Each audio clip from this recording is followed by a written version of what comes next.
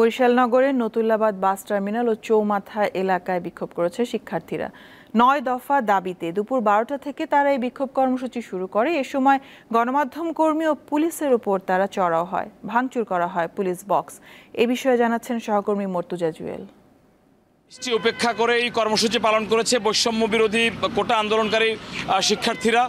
বেলা ১১টার পরে তারা কেন্দ্রীয় নতুল্লাবাদ বাস টার্মিনাল এলাকায় বিক্ষোভ কর্মসূচি পালন করে।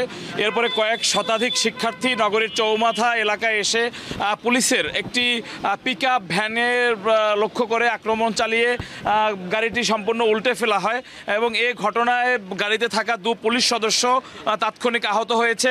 এই মুহূর্তে গাড়িটি নগরীর চৌমাথা এলাকায় মূল সড়কের উপরে পড়ে আছে।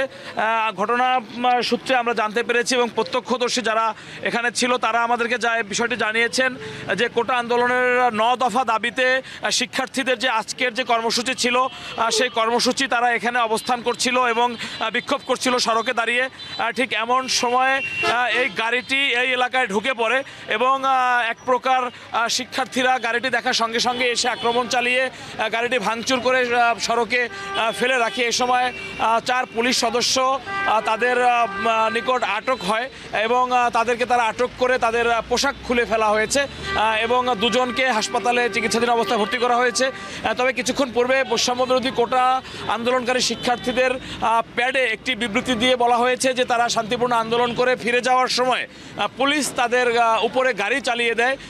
এরতে তারা ক্ষিপ্ত হয়ে সাধারণ যে শিক্ষার্থীরা তারা এই ঘটনাটি ঘটিয়েছে। এর ঠিক পাশেই রয়েছে একটি পুলিশ বক্স, যেটি চৌমাথা এলাকার পুলিশ বক্স। সেই পুলিশ বক্সটিতেও ভাঙচুর চালিয়েছে আন্দোলনকারী শিক্ষার্থীরা। আমরা এখানে দেখতে পাচ্ছি যে এটি সম্পূর্ণই ভেঙে গুঁড়িয়ে দেওয়া হয়েছে। তবে এ বিষয়ে পুলিশের দায়িত্বশীল কেউ কোনো মন্তব্য করতে রাজি হননি। তারা বলছেন যে ঘটনা কি ঘটেছে সেটি তদন্ত করে বিস্তারিত জানানো হবে। এ ধরনের ঘটনা কিন্তু নগরী জুড়ে আতঙ্ক বিরাজ করছে এবং থমথমে পরিস্থিতি বিরাজ করছে।